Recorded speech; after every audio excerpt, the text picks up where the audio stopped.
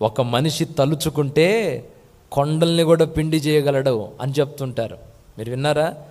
మనిషి పట్టుదలతో ఒక పట్టుబడితే కొండలు కూడా పిండి అయిపోతాయి అంటారు కొంతమంది. నిజమే.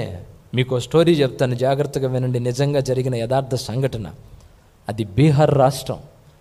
ఆ రాష్ట్రంలో ఒక చిన్న పల్లెటూరు. ఆ పల్లెటూరుకి కాస్తంత దూరంలో పట్టణం ఉంది. ఇక్కడ ఉన్నవాళ్ళు ఏదైనా ఒక పని చేసుకోవాలి అని అంటే ఆ పట్టణానికి ఈ పల్లెటూరికి మధ్యలో పెద్ద పెద్ద కొండలు ఉన్నాయి. ఈ కొండల చుట్టూ తిరిగి సిటీ వెళ్ళాలంటే దగ్గర దాపుగా 70 కిలోమీటర్ల దూరం అంట. ఈ చిన్న పల్లెటూరు నుండి ఆ చుట్టూ కొండలు తిరిగి సిటీ వెళ్ళాలంటే 70 కిలోమీటర్ల టైం పట్టిందంట. అందుకని అక్కడున్న గ్రామ ప్రజలు ఏం చేసేవారు అని అంటే ఆ కొండ మీద నుండి నడుచుకుంటా ఆ కొండ దాటి అవతల వైపు వెళ్ళి పొలాల్లో పని చేసుకొని వచ్చేవాళ్ళు. తిరిగి ఆరోగ్యం బాగోలేకపోతే కొండలెక్కి నడుచుకుంటా వెళ్ళి వైద్యం చేయించుకొని తిరిగి వచ్చేవాళ్ళు. పెద్ద పెద్ద కొండలవి. రోజు పొలం పనికి వెళ్ళేవాళ్ళు. ఆ పొలం పనికి వెళ్ళేటప్పుడు ఉదయాన్నే లేచి ఈ కొండ నుండి ఆ కొండకి వెళ్తారు, ఈ కొండ దిగి అటు వెళ్తారు. ఇటుగా నడుచుకుంటూ వెళ్తే 3 కిలోమీటర్లతో సిటీ వెళ్ళొచ్చు. చుట్టూ తిరిగి వెళ్తేనేమో 70 కిలోమీటర్లు, కొండెక్కి దిగితేనేమో 3 కిలోమీటర్లు. అందుకని భర్తలందరూ ఏం చేస్తారో తెలుసా? చీకటితోనే లేచి మొహం కడుక్కొని అన్నం కూడా తినకుండా పనికి బయలుదేరుతారు. ఈ కొండ మీద నుంచి నడుచుకుంటూ ఆ కొండకి వెళ్ళిపోతారు. మధ్యాహ్నం నాటికి భార్యలు భోజనం రెడీ చేసుకొని క్యారేజీ పెట్టుకొని ఈ కొండ మీద నుంచి ఆ కొండకు వెళ్ళి అటువైపుకి వెళ్ళి సిటీకి వెళ్ళి ఆ పొలంలో ఉన్న వాళ్ళకి భోజనం పెట్టేవాళ్ళు. వాళ్ళ భర్తలకి భోజనం పెట్టుకొని తిరిగి వచ్చేవాళ్ళు. ఇలా జరుగుతుంటే మాంజీ అనే ఒక వ్యక్తి ఉన్నాడు. అతను ఒక రైతు, గొర్రెల కాపరి. కొండకు ఆ వైపును వెళ్ళి వస్తూ ఉంటాడు. ఒకరోజు ఏం జరిగిందంటే తన భార్య అనారోగ్యానికి గురైంది. ఆరోగ్యం బాగోలేదు ఆమెకి. సడన్గా సీరియస్ అయిపోయింది. ఆమెను తీసుకొని కొండ చుట్టూ తిరిగి వెళ్ళాలంటే 70 కిలోమీటర్లు. అది తిరిగి వెళ్ళేలోపు ఏం చచ్చిపోద్ది. అందుకని ఆ కొండ మార్గం మీదుగా ఆమెను తీసుకొని వెళ్ళాలని నడుచుకుంటూ వెళ్తుంటే ఈ కొండ ఎక్కి అటు దిగేలోపే ఆమె ప్రాణం పోయిందండి. తన భార్య చచ్చిపోయింది. మాంజీ అనే ఆయన, తన భార్య చచ్చిపోయింది. తన భార్య చచ్చిపోతే ఆమెను తీసుకెళ్ళి భూస్థాపితం చేశారు. ఉదయాన్నే లేచి మరలా అదే కొండెక్కి అటువైపుకు వెళ్ళి పొట్టకూటి కొరకు పని చేసుకొని మళ్ళీ తిరిగి రావాలి. అందరూ లేచారు, కొండెక్కి దిగుతున్నారు, వాళ్ళ పనులు చేసుకోవడానికి వెళ్తున్నారు. కానీ ఇతను యథావిధిగా పని చేసుకోవడానికి ఆ రోజు రాత్రి అక్కడికి రాలా. ఉదయాన్నే లేచాడు, ఆ కొండ వైపు చూశాడు. ఎంతోమందిని పొట్టన పెట్టుకున్న ఈ కొండని ఇక్కడ లేకుండా చేయాలి. ఇది ఉండకూడదు, ఇక్కడ దీన్ని తవ్విపడేయాలి. నా ప్రజలు ఇంక ఇబ్బంది పడకూడదు. నా భార్యలాగా ఇంకా ఏ వ్యక్తి ఈ కొండ వల్ల చనిపోకూడదు, ఏ వ్యక్తి ఈ కొండ వల్ల ఇబ్బందులు పడకూడదు అని ఒక దృఢ సంకల్పంతో ఆ ఉన్న పొలాన్ని, గొర్రెల్ని అమ్మి కొండల్ని పగలగొట్టే ఈ సుత్తులు ఉంటాయి కదా, ఇనుప పరికరాలు కొనుక్కొని రోజు ఉదయాన్నే లెగవడం, ఆ కొండకు వెళ్ళడం, ఓ పక్క నుండి తవ్వడం మొదలుపెట్టడం. రోజు ఉదయాన్నే వెళ్ళడం, ఆ కొండల్ని, రాళ్ళని చిన్న చిన్న పీసెస్గా పగలగొట్టడం, మట్టిని తవ్వడం, రాళ్ళను పగలగొట్టడం, మట్టిని తవ్వడం. ఇలా రోజు కొండ దగ్గరికి వెళ్ళి కొండను తవ్వుతుంటే ఆ ఊరి ప్రజలు అనేవాళ్ళు అంటారే, పిచ్చి ఏమన్నా పట్టిందా నీకు? ఎరా పిచ్చి ఏమైనా పట్టిందా? భార్య చచ్చిపోయింది, ఆమెతో పాటు నువ్వు కూడా చచ్చిపోతావంటరా?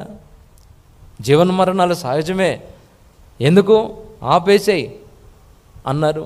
కొంతమంది అరే పిచ్చి పనులు చేయమాకరా పిచ్చోడా అన్నారు.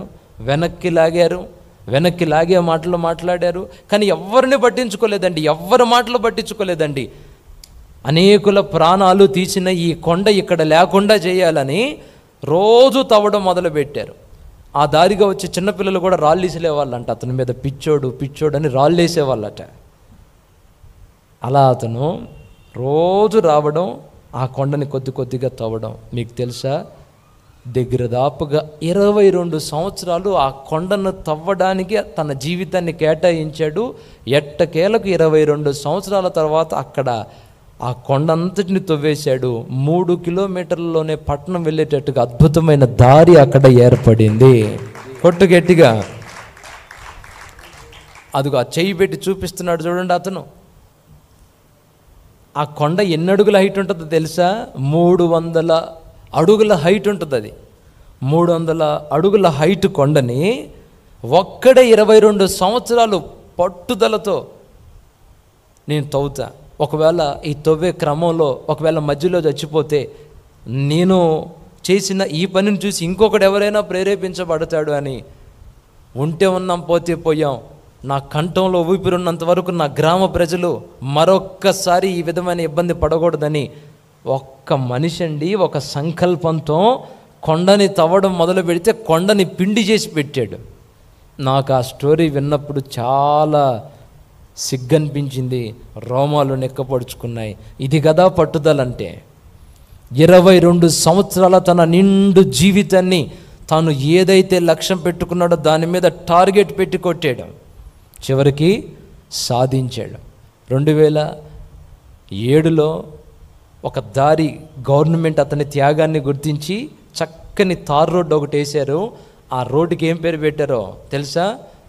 మాంజీ మార్గ్. ఏంటి? మాంజీ మార్గ్. ఆ రోడ్డు పేరు ప్రభుత్వమే నివ్వెరపోయింది.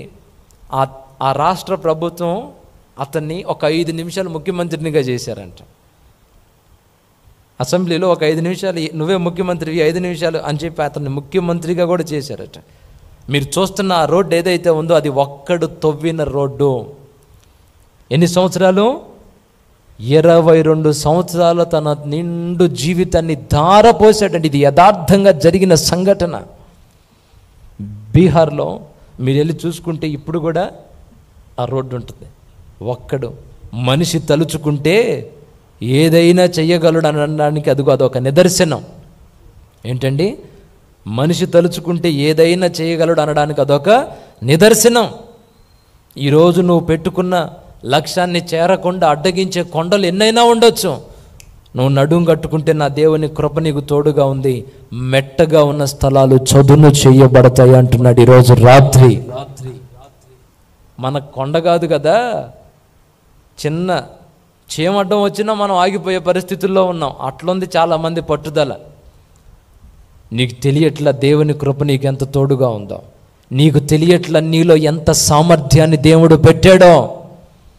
ఒక్క మనిషి తన భార్య చనిపోతే తనలాగా ఇంకా ఎవరు ఇబ్బంది పడకూడదని పని పాట పక్కన పెట్టి ఆస్తిపాస్తులమ్మి పరికరాలు కొనుక్కొని ఎవ్వరి సహాయం లేకుండానే అందరూ నిందిస్తున్నా దూషించి మాట్లాడుతున్నా వాడికి మైండ్ పోయింది, ఆ పిచ్చోడిని వదిలిపెట్టండి అని అనుకున్నా 22 సంవత్సరాల తర్వాత ఊరే ఆశ్చర్యపోయింది.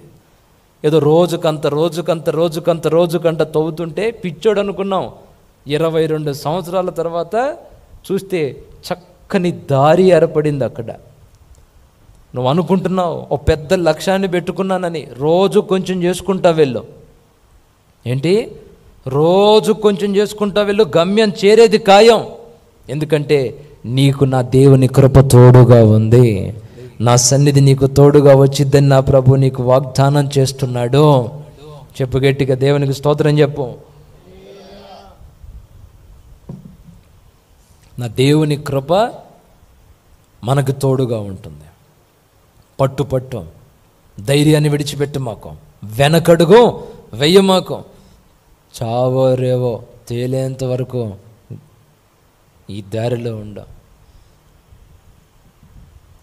నిందలు అవమానాలు సూటిపోటి మాటలు ఎదురవుతాయి, లెక్క చేయమాకు. ఇదిలించేసుకొని మనం ముందుకెళ్ళాలి. మన గురంతా దేని మీద ఉండాలి? కంఠంలో ఊపిరున్నంత వరకు అదే గమ్యం చేరాలి, అక్కడికి చేరాలి, కొట్టాలి విజయం. ఒకటే లక్ష్యంతో ముందుకు సాగు మిత్రమా, గెలిచేది నువ్వే. కొంతమంది వ్యక్తులు సినిమాల్లో కొన్ని పాటలు రాశారు. సడలని విశ్వాసం నీ నరనరాన ఉంటే నరకాలే తల వంచుతాయి అన్నాడు. ఆ మాట, ఆ పాటలో ఆ పదం నాకు వింటున్న ప్రతిసారి రోమాలు లెక్కపరుచుకుంటాయి. ఆ కవి ఎంత అద్భుతమైన మాట, ఎంత అద్భుతమైన పదం రాశాడు. సడలని విశ్వాసం నీ నరాన ఉంటే నరకాలు కూడా నీ ముందు తల వంచుతాయి. అంతటి దృఢ సంకల్పం, అంతటి దృఢ విశ్వాసం నీకు ఉండాలి. పట్టుదలతో కొంచెం కొంచెం కొంచెం కొంచెం కొంచెం కొంచెం కొంచెం కొంచెం చేసుకుంటా వెళ్ళు. రోజు చేసే ఆ కాస్త పూర్తి ఎఫెక్ట్ పెట్టి చెయ్యి, పూర్తి నిశ్చయతతో చెయ్యి. ఆ చేసే ఆ కాస్ట్ అయిన పూర్తి విశ్వాసంతో చేసి చూడు. రోజు కొంచెం, రోజు కొంచెం, రోజు కొంచెం, చివరికి గెలుస్తావంతే యేసు నామంలో. ఆమేన్. మా తాత చెప్పేవాడు నా చిన్నతనంలో ఒక మాట. కొన్నిసార్లు ఇట్లా డేలా పడ్డప్పుడు మా తాత చెప్పేవాడు, కొన్ని సూక్తులు చెప్పేవాడు. ఏమని చెప్పేవాడు అని అంటే, అప్పట్లో ఒక రైతు ఒక ఎద్దుని తీసుకొని పొలానికి వెళ్ళాడట. కొత్తగా కొన్నాడు దాన్ని వ్యవసాయం చేయించడానికి, దుక్కి దున్నడానికి ఒక క్రొత్త ఎద్దును కొన్నాడు. దాన్ని తీసుకొని అలా పొలానికి వెళ్ళాడు. అది డౌన్గా ఉంటుంది, గట్టెక్కి దిగాలి. ఈ రైతు ఆ ఎద్దుని తీసుకొని అలా గట్టు మీదకి ఎక్కితే ఈ గట్టు మీద ఉన్న ఎద్దు అలా కళ్ళు తెరిచి అలా పరకాయించి చూసిందంట. చూసి అది అనుకుందంట, అమ్మో నాయనో, ఇప్పుడు ఇన్ని 100 ఎకరాలు దున్నాలా, నేను ఇన్ని 100 ఎకరాలు దున్నాలా అని అక్కడే గుండె పగిలి తెచ్చిందంట. మా తాత చెప్పేవాడు, ఆయన చెప్పే మాటల్లో చాలా ఆంతర్యం ఉంటుంది. చాలేమన్న వాళ్ళ నాన్న ఆ ఒక్క మాటలో చూడు ఎంత అర్థం ఉందో. ఆయన అంటాడు, అంత ఎవరు దున్నమన్నారు నిన్ను? రోజులో నువ్వు ఎంత దున్నగలవో అంత దున్నుకుంటా పోతే బ్రతుకు కాలంలో మొత్తం దున్నేద్దువు. కానీ చూసి వామ్మో ఎంత చేయాలా, అప్పుడే గుండె పగిలిపోయింది. ఈరోజు నువ్వు పెట్టుకున్న టార్గెట్ పెద్దదై ఉండొచ్చు, ఒక పెద్ద లక్ష్యాన్ని నువ్వు పెట్టుకొని ఉండొచ్చు, ఒక ఉజ్జీవాన్ని నువ్వు ఉన్న ప్రాంతంలో రగిలించాలని నువ్వు అనుకోవచ్చు. ఒక్కొక్క ఆత్మని ఒక్కొక్క అడుగు వేసుకుంటా వెళ్తే గమ్యం చేరుతాం. మనం ఎంతో కొంత చేస్తాం కదా, మన లక్ష్యాన్ని మనం చేరుకుంటాం కదా. 1000 మైళ్ళైనా ఒక్క అడుగుతోనే ప్రారంభమైంది, గుర్తుపెట్టుకో. 1000 అడుగులు వేసిన వాడైనా ఒక్క అడుగే ప్రారంభమని గుర్తుపెట్టుకో. ఈరోజు ఈ మాటలు దేవుడు మనతో మాట్లాడుతున్నాడు అని అంటే ఒక అద్భుతమైన విజయం మనకి ఇవ్వబోతున్నాడు నా తండ్రి. నువ్వున్న ఆ పోరాటంలో నీకు గెలుపు ఇవ్వాలని డిసైడ్ చేశాడు ఆయన. కనుకనే ఈరోజు ఈ మాటలు నీకు అందిస్తున్నాడు. డీలా పడొద్దు, పట్టు విడవద్దు, చెంచలంగా ఉండొద్దు, నిబ్బరాన్ని విడిచిపెట్టొద్దు, ధైర్యాన్ని విడిచిపెట్టొద్దు, సాగిపో. పట్టు పడితే దారిలో ఎన్ని ఎదురైనా వెనకడుగు వెయ్యకూడదు. నిందలు, అవమానాలు, సూటిపోటి మాటలు ఎదురవుతాయి, లెక్క చేయకుండా నువ్వు చేసేది నువ్వు చేసుకుంటావు. దావీదు యుద్ధంలోకి వచ్చి నేను కొడతాను గొల్లియాతుని అన్నాడు. అనలేమన్నారు, ఏరా నీకు అప్పచెప్పిన గొర్రెల్ని ఏం చేసావు, నీకు అప్పచెప్పిన గొర్రెల్ని ఏం చేసావురా, నీకు గర్వం రా, నానా రకాలుగా మాట్లాడితే వెనకడుగు వేసాడా?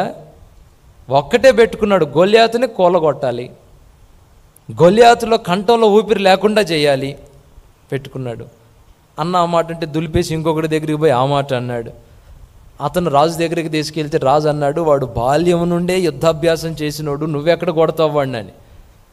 రాజుకు చెప్పే సమాధానం రాజుకు చెప్పాడు. యుద్ధరంగంలోకి అడుగు పెట్టాడు. ఎట్టకేలకు గొల్లియాతును కూలగొట్టాడు, ఇశ్రాయేలీలకు గెలుపు తెచ్చి పెట్టాడు. ఎన్ని దాటుకొని వెళ్ళాడో చూడు, ఎంతమందిని దాటుకొని వెళ్ళాడో చూడు. ఈరోజు నువ్వు నేను మనం అదే దృఢమైన సంకల్పం కలిగి ఉండాలి.